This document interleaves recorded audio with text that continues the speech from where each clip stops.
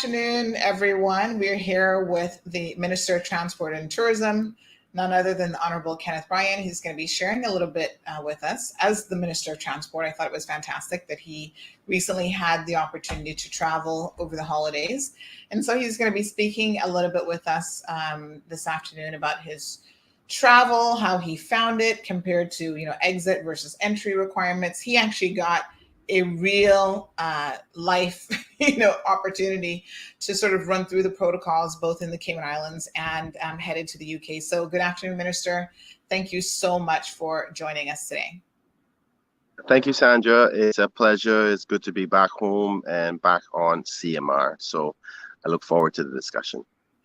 Yeah, absolutely. So I know that you had mentioned, I think the last time you were on air, that I think it was either later that day or the following day, you were actually scheduled to leave the Cayman Islands and spend some time with your extended family, basically your in-laws in the UK. So your wife is from the United Kingdom.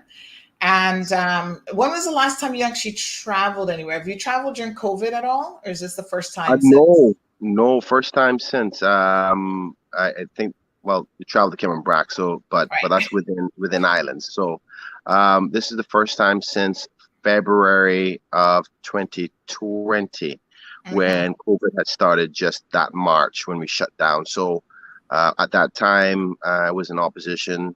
Myself, the then councillor, Miss Barbara Conley, had traveled to the UK for a Parliamentary Association conference. And as soon as we got back, like about 10 days later, we had shut the island down. So it was a while. It was almost exactly 2 years, 2 months short of 2 years since I traveled. So it was a good opportunity to see outside of Cayman the true protocols, like many other persons who have traveled already, but first-hand experience. Wow. Well, let's delve into it then. Tell us, what was it like? I know the UK has been quite liberal in terms of lifting a lot of restrictions and allowing people to try to get back to some semblance of normalcy within, both travel requirements as well as within the country, being able to move around a bit more freely. So what was it like going from, I'm assuming you took the BA flight directly from the Cayman Islands to London. Is that correct? Correct. Yeah. Walk us through that. The flight traveling to the UK, we're under one set of protocols, obviously right in the early parts of the Omicron situation. And when I came back just on Friday last week, which was the 7th, the circumstances and protocols had changed a little bit. Boris Johnson, the Prime Minister for the UK, had made an announcement a couple of days earlier saying that, they're pulling back much of their protocols or the strict protocols that they had put in place before due to the Omicron virus. And that's because the UK has had a robust booster program. Quite surprisingly, actually, how competent they have been able to get such large numbers of persons boosted in such a short period of time.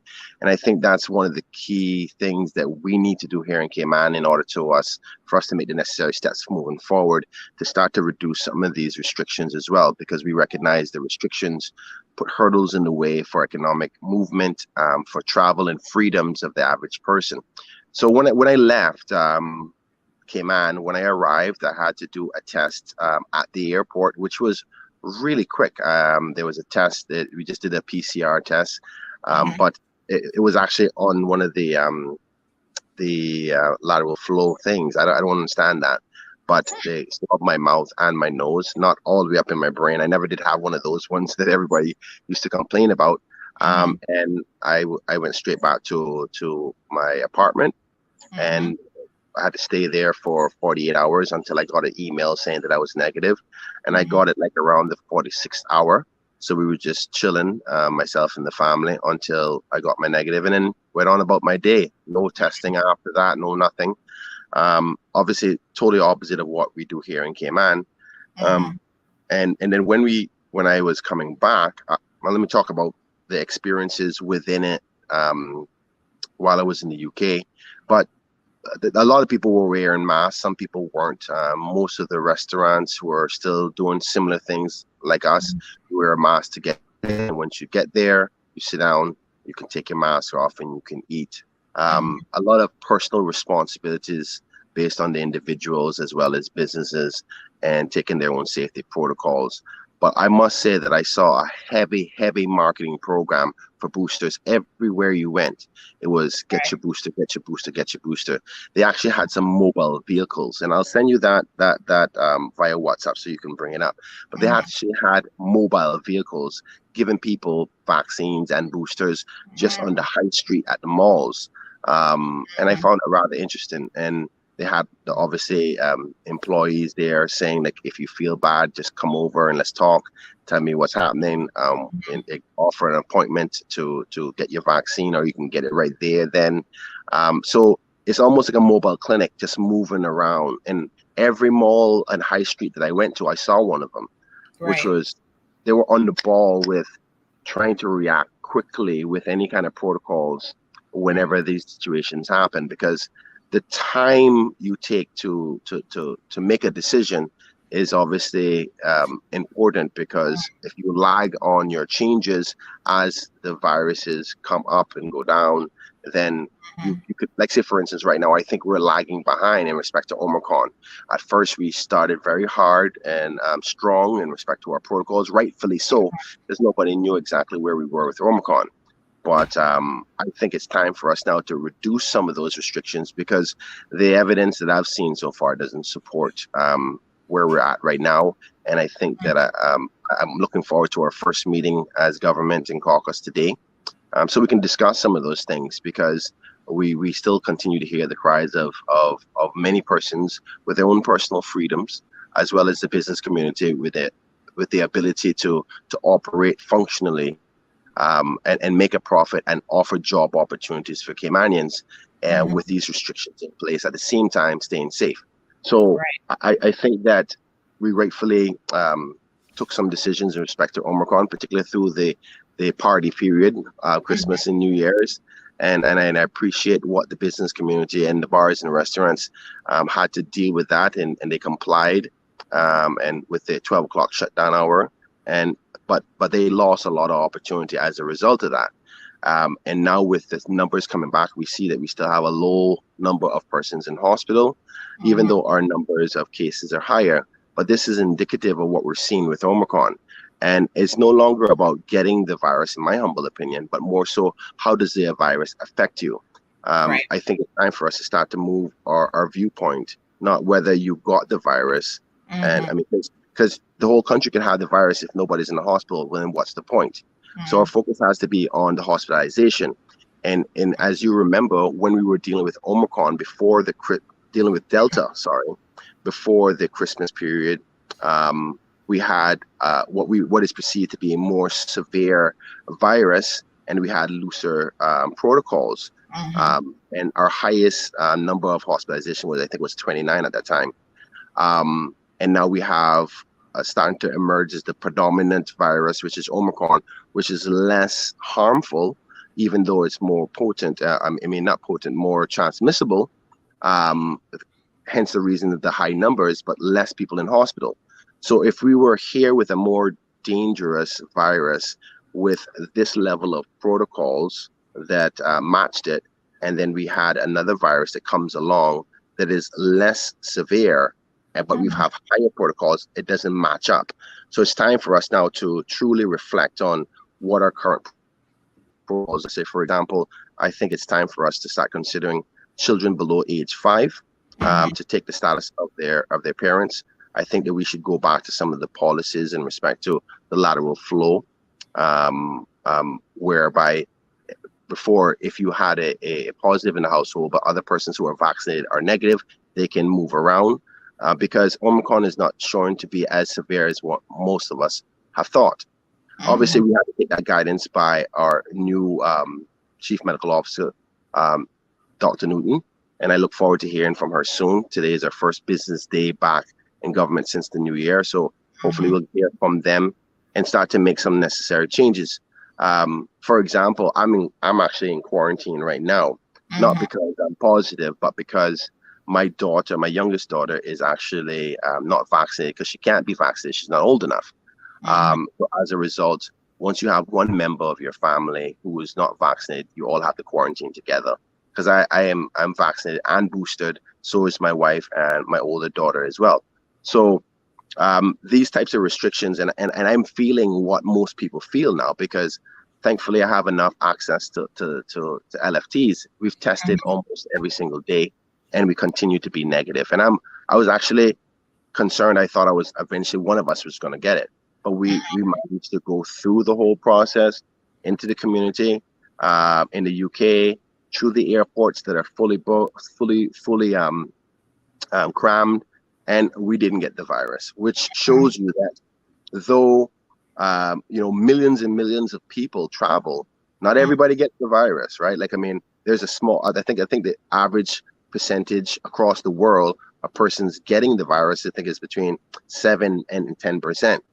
So but nobody thinks about the other 90% don't get. So obviously, there's 90% of the people in the world who travel and go around and go to events and functions and don't get it. We're always focusing on those who do get. So I'm now starting to feel what it's like to the restrictions on your freedoms and the like, particularly for families, because now I have to operate from home for 2 weeks, 14 days as a result, being tracked and traced like everybody else. But the question comes up, is this logical with the circumstance that we're facing in respect to Omicron? Because I can confidently say that nobody in my household is positive.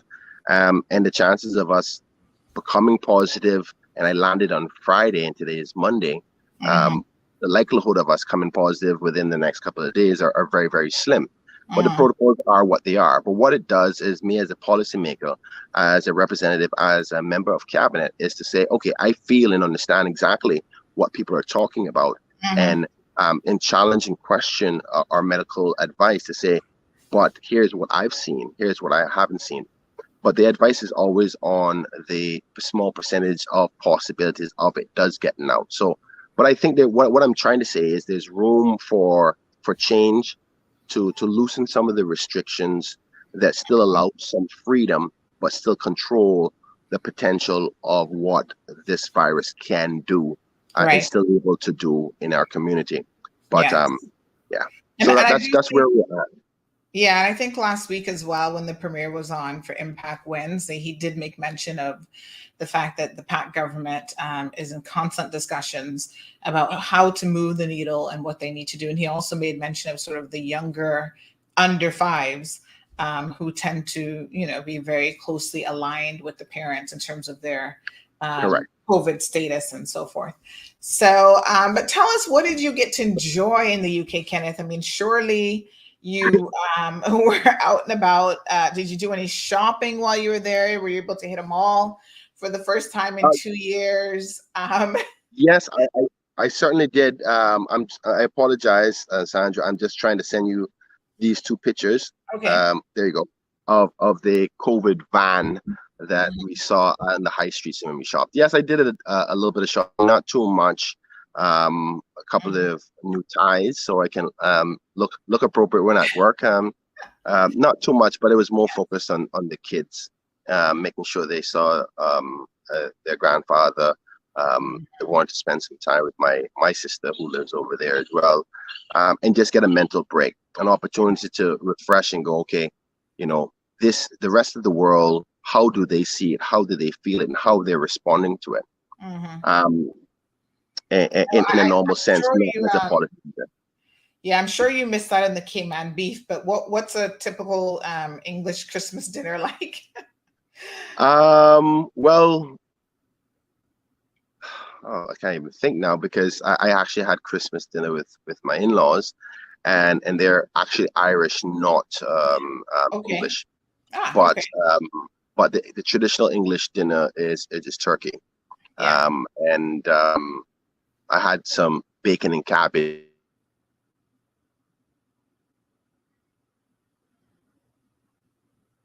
I think we lost a little bit of the connection there. Okay, are we back? There we go. Yeah, I think we're back. Yeah. Yes. So bacon and cabbage is quite similar to Cayman corned beef and cabbage, but it's cooked a little bit different. But it almost reminds me of that. And sadly, the bacon and cabbage is a almost like a national thing for people from Ireland. Mm-hmm. Um, but it's because that was the staple for people in Ireland who didn't have a lot of money. So the Irish was the poorer group of nationals in that continent, or that island per se, because it's not actually a continent itself. So they were your traditional, like how Caribbean people like oxtail and tripe and bean and all these things. And the reason why we love those things is because the slaves, that's what was given to them, was the leftovers, not the steak and all of that.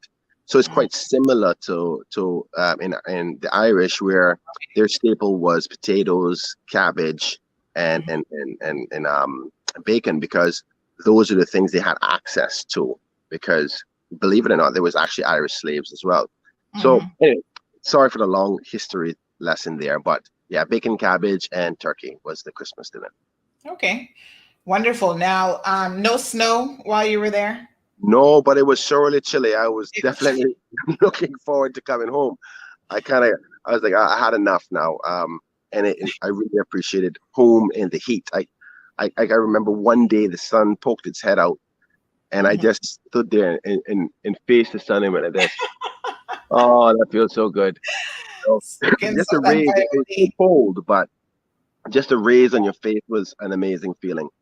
Yeah, absolutely. So that's wonderful for you to have been able to reconnect with family during the Christmas holidays. Of course, you're now back, Minister Bryan, in full swing. So yes. I know you mentioned today, although you're in quarantine, you guys will be having, is it cabinet today or caucus? It's caucus today. Cabinet is tomorrow. Okay. Right. So caucus on Mondays, folks. And you'll be doing that via the Zoom link so that you can join in with everyone else. Correct. So I'm back. As you know, the acting minister was the Honorable Dwayne John Seymour, or John. Most people know him.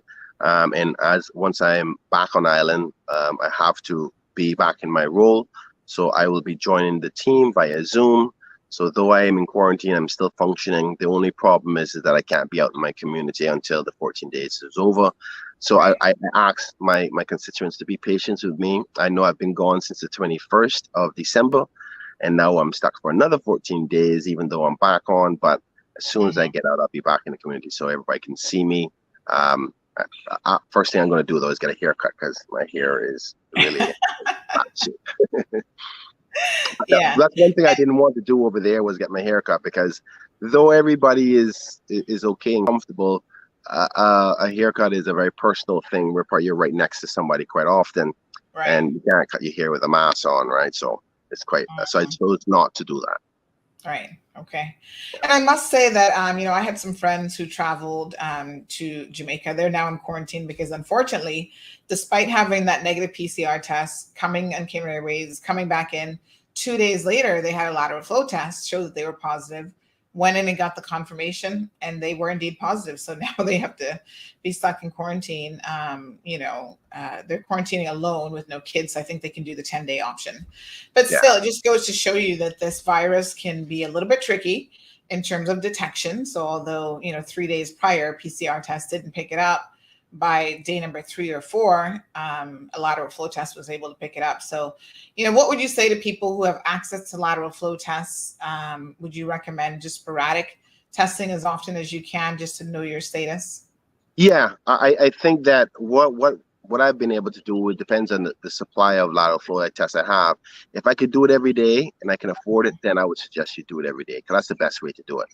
But at the least every other day is something that I would suggest to the public. And you have these periods of time where you go based on your last test. If you got a solid 7 days worth of no testing, I think that you should not be getting a positive later on if you stay away from any other new potential opportunities for you to catch it. But obviously there's variables on the high end and variables on the low end, where there's always that exceptional circumstance. You touch something that, even though you haven't been around somebody, but the virus was still live there. So we must understand why it's better to be safe than sorry. And that's the concept of the restrictions. And you go, well, I'm negative. But then you say one person who was tested negative right before they came, tested negative when they landed, and then tested positive 2 days later. So you can see that these things can slip in. So where is the best reasonable margin before you can say safely that, this person hasn't got the virus anymore? And the truth of the matter is, a person can get tested in the country they're coming from, tested on arrival, and actually get COVID here in Cayman, and then be tested positive later on. Yes. But the fear is that on that day 2 test, people go, "Oh, you brought it in." But how do you know that? Because of the protocols are that when you arrive, you can move about as long as you have a negative, and then you test positive on the second day. So I'm of the view at this particular point to say, you just continually have a negative test, and get to the point where you're focusing on persons who are boosted, who are vaccinated, testing before they come, potentially testing on arrival, because I know that's something up for discussion. And once you get to that stage, you take your responsibility as individuals, and how you behave. I heard you speaking earlier on a previous show about people who are irresponsible, in respect to if they found positive and going about. But the percentages of people who are going to be immoral and not be reasonable, I think is very small. And I think the average person will do everything they possibly can to be safe. We just have to give them enough testing mechanisms that say, listen, if you're positive, do the right thing. Stay away from people, stay at home. Because this is the way the world is seeing it now, which is there's a level of individual responsibility, because we eventually have to get to that stage. And I think Omicron and its less harmful elements could potentially allow us to do that, whereby you get Omicron, there's a high probability that a lot of people are going to get it because it's transmissibility, but that doesn't mean you're going to be sick. Focus on those people who go to hospital rather than those who are getting sick, and take an individual responsibility. Because in the UK, you could be positive and still have the ability to move around, because the responsibility is on you. You're not expected to go out into the public, but you still need to live. You still need to get from point A to point B. You need to buy groceries and all these things. So even with Omicron, if you don't have symptoms, you may be positive, you have no symptoms. With no symptoms, you can't transmit. So these are the new types of things that you're seeing in science that allows for policymakers like those in the UK and in the United States to make more bolder decisions on freedoms, when some people go, "Oh my God, how can you be doing that?" Because we have to now balance the importance of societies being able to operate efficiently with freedoms and economic growth and movement, at the same time balancing the safety elements. And I think that it's time for us as Cayman to make those necessary steps moving forward. And I haven't even talked about the tourism element to those safety protocols yet, because I know people don't want to hear that you're focusing your decision only on tourism related matters. But the same matters that affect tourism is the same matters that affect the average Caymanian in their regular life, going to work, going to school, being able to eat and provide and all those things. So, but I think that we're in a good place to make the necessary steps moving forward. So I look forward to the discussion with my colleagues, with Dr. Newton, to see if we can make those necessary steps, because I think the average person in our community believe that too. There's still some people who are concerned tremendously, and they have a right to be. This is, no matter what you do, this is always going to be a scary situation. But I would think that 95% of the country feels that, what they have seen so far with Omicron, that we can make confident steps to more of those freedoms, and individual responsibility in respect to the COVID-19 virus. Okay, wonderful. Now, what was it like coming back into Cayman? So you're in the UK, you had a fabulous time with the family. Coming back, did you have any difficulties with the online portal, trying to get your declaration? Well, no, I didn't. I want to say that I think Travel Cayman did a really good job, and the handling of when I arrived, and obviously setting me up to get tagged, myself and my family. Most of the legwork and administrative work for a travel certificate was done before I left. So, and I would advise anybody to get that out of the way. You don't want to be worried about getting approvals and all that.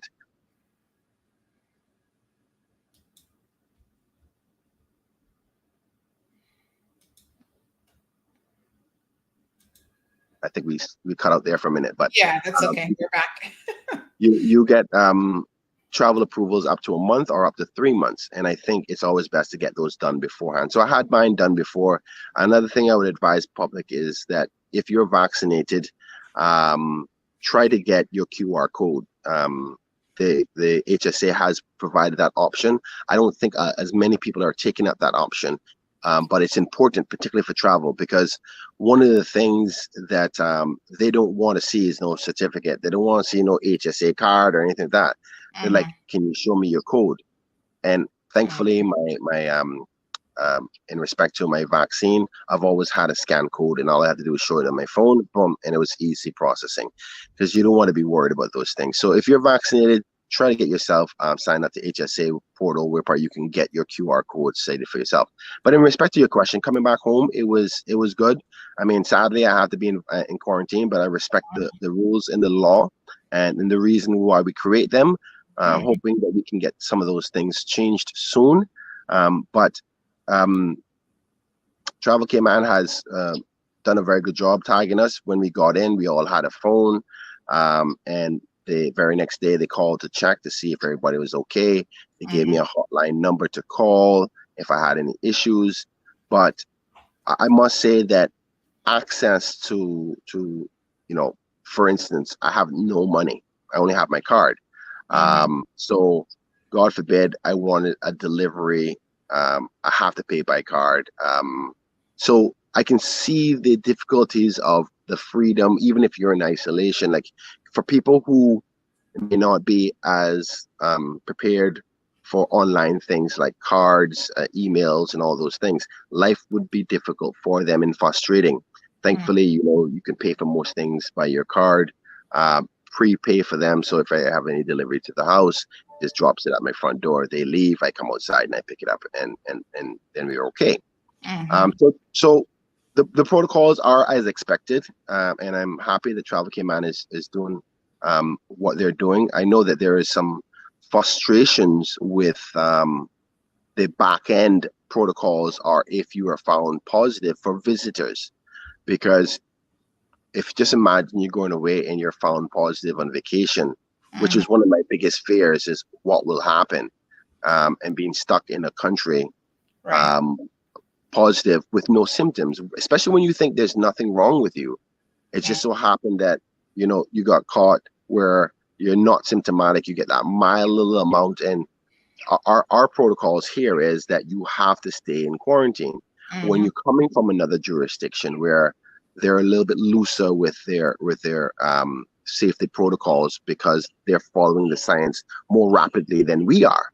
So I know that it's affecting the tourism product a little bit. I intend to be speaking to the CETA president and some of the other members to get a feedback on what is our customers feeling in response to our protocols. Now, nobody likes their freedoms taken away, so they'll always be upset. But is there justification in some of those things that we can tweak and improve? I want to hear those problems and then start working on the solutions. But hey, this is the world of COVID has presented. So yeah. Okay, wonderful. Well, thank you so much, Minister Bryan, for taking some time out of your busy schedule. Welcome back home. And again, folks, the minister has just returned from the UK, took a little bit of family time, did the whole, family Christmas vacation kind of all wrapped into one with his wife and kids. And he's back now, back in the hot seat as Minister of Tourism and Transport. And of course, headed right back to work. You got in on Friday, correct? Yeah, got in on Friday, and well, I never did go. I never did stop. I mean, as a politician, you never stop. I mean, so even on Christmas Day, I was taking calls. But Sandra, I know we're about to wrap up. I just want to take this opportunity to ask your listening audience, do leave a comment on this show about what your thoughts are. Do you think we need to start loosening those protocols? Because it's always good to get the public pulse on how you feel about things. Do you think it's crazy? Do you think we should stick where we at and don't do anything? Or do you think with Omicron, do you think it's necessary that we can start loosening these things and moving forward? Because whether it's 4, 5, 10 years down the line, eventually we have to get moving forward back to a normal place. And I mean, Yeah. back in 100 years ago when they had the Spanish flu, eventually they got past that and back to normal. So when it's back to normal, and every step we take forward is closer to normal. So I'm asking the public, tell me your thoughts. Do you think we can make another step forward, or do you think we should freeze for a little bit longer before we make another step? Because I'm of the view that we can make a step, potentially even 2 steps further to normal because of what Omicron and the science is saying. And I want your feedback. If you think we need to stay still, just say so. If you think it's time to move forward, say that. I would like to review these comments after the show to see your public opinion, because I know a lot of people follow CMR. So Sandra, thank you so much. Wonderful. Thank you so much as well. All right, folks, thank you for joining us this afternoon for this segment. Just like I said, a quick check-in with the minister. He is back to work. Of course, you know how to reach him via WhatsApp and email, and his office, I'm sure, is open full time, so you can always reach his assistant there as well. Folks, have a pleasant afternoon and continue to be positive. We have a lot of wonderful things happening in the Cayman Islands, and we'll keep you abreast of what those are.